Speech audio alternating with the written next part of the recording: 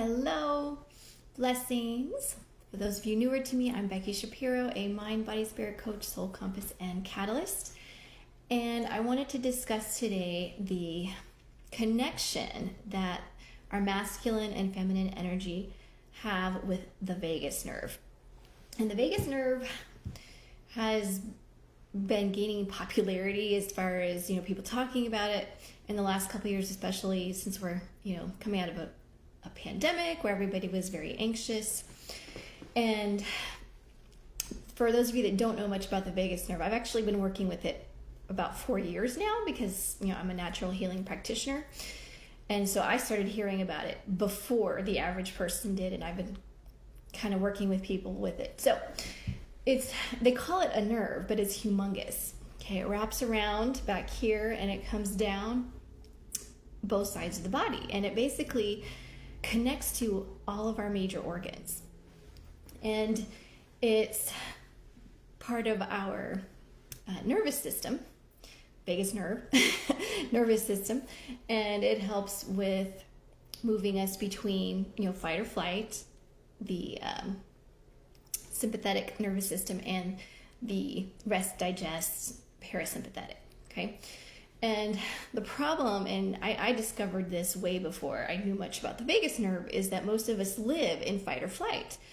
And it has to do with just our modern lifestyle. We are constantly, go, go, go.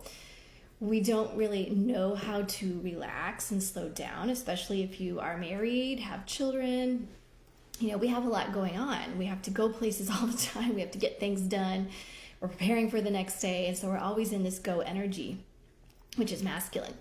And so we really don't know how, especially women, we really don't know how to slow down, allow ourselves to relax. So we feel like we don't have time. We feel selfish doing it. There's a lot of mom guilt if you're a parent. And so we tend to live in our fight or flight, which we're not meant to do. And our body doesn't get that we're not in any immediate danger. It's just going off of our physical symptoms, which is, our mind is racing, we breathe shallowly. That's just become our habit, which is very unhealthy for us. We are very tight. Our body's all tense. We have, tense muscles all the time. And this is indications to our body that we need to remain in fight or flight. And so basically we're constantly in a low level fight or flight, even when there's no danger, and our body doesn't get it. It's basing it off of what's going on with us. And so we live in this fight or flight state, and it causes all kinds of physical problems. It makes your mind race because, your body thinks you're in danger. It makes it hard to lose weight because it's slowing down your metabolism. All of these things happen during fight or flight that aren't meant to happen all the time. And so it's causing a lot of havoc with our body. A lot of people can't sleep because their mind is racing at night, so you get it, right? So we're living in this fight or flight state, but most of us don't know how to switch out of it into the rest and digest. And this is completely tied in to our masculine and feminine energy. So we are living in that masculine energy all the time, like, I've got to get it done, let's go. We're constantly thinking, and we never allow ourselves to just slow down, to do any deep breathing, so that we can turn off the fight or flight and switch ourselves into the rest and digest. Now, I was listening to a summit presentation, 4 or 5 weeks ago, and I don't remember what I was listening to, but somebody mentioned that a lot of us have a frozen diaphragm, and I was like, what is this? I've been practicing deep breathing, especially in the last 4 years, a lot. But before that, I practiced yoga, became a yoga instructor. I know how to do deep breathing, even if I'm not doing it all the time. But when I channeled on this and I asked my body, do I have a frozen diaphragm? And I got yes. I was like, whoa, okay, I want to know more about this. And so basically, if you are always in fight or flight, which majority of us are, your diaphragm physically gets stuck. It loses its range of motion to move up and down. When we inhale, it's supposed to be expanding, and it does things in there. It moves things around. And then when we exhale, it shrinks back up. And because we don't breathe properly, fully all the way down, it basically becomes stuck. It becomes an unnecessary muscle in there that we're not using properly. And so I was like, okay, what can I do about this? Because even though I've been practicing deep breathing, I didn't have full range of motion in my diaphragm. And there are times when it is hard for me to take a deep inhale. I can exhale easily. That's not a problem. But to take a full inhale, I always had trouble going past like a count of 8 or so, even though I practiced this.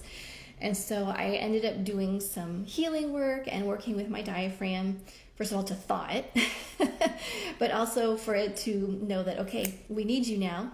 And I did whatever healing was necessary in order for it to become unstuck, right?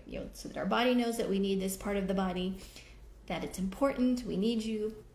So I thawed my diaphragm.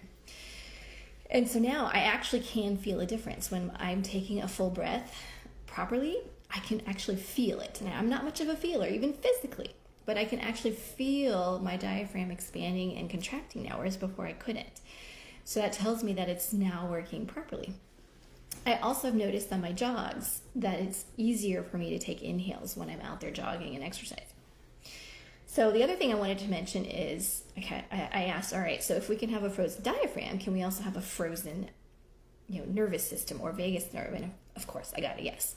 So a lot of us, our nervous system is stuck. It is perpetually frozen in fight or flight. And so again, I did the healing work around it to let that go so that my nervous system can switch back and forth. I did an activation for my body so that kind of like resetting it. I call it a reset. And so now if I need to, I will just quickly reset it. I'll do this for my dogs. And so that I'm not stuck in that fight or flight.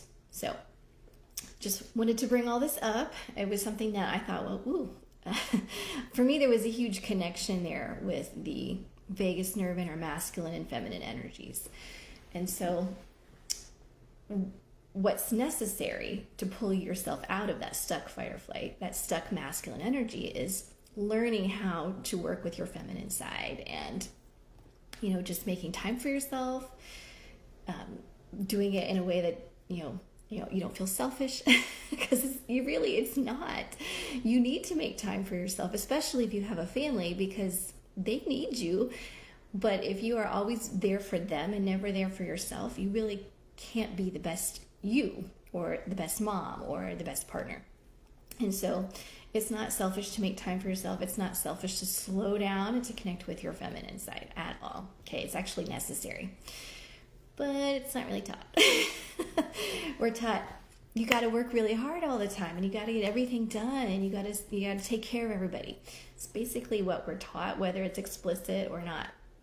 So we need to start moving out of that mindset and allow our body to work properly by thawing out that diaphragm, thawing out that nervous system, the vagus nerve, and allowing it to do its job and not making it constantly work in that fight or flight state. All right, so let me know if you have any comments about this, any questions. And if you are interested in moving more from the masculine to the feminine side, I do have that upcoming class. It's going to be real soon. The Trusted Feminine Divinely Guided. I've already opened the Facebook group so that I can start supporting the people that have signed up. And we're going to work through this solar eclipse energy and kind of use it to help us transform and allow ourselves to, I could say balance out the masculine and feminine, but really we want them working in harmony together. All right. So let me know if you have any questions about the class. It is next Thursday, April 11th, and I will see you around.